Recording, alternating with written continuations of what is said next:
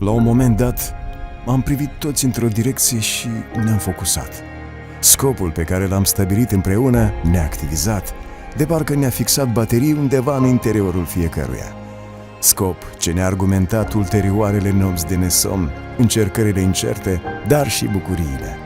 El era limpede pentru toți, un proiect de suflet, sinonim pentru noi cu Life for Life.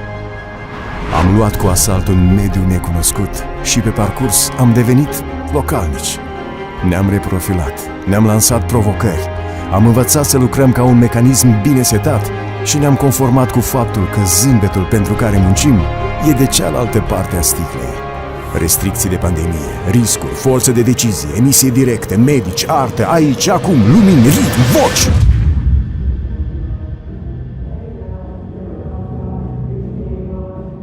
Toate pentru concerte veritabile, cu scopuri caritabile.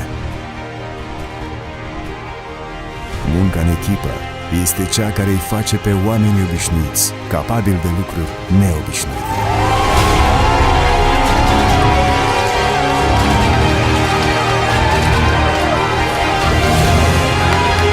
Life for Life. Powered by Media Show.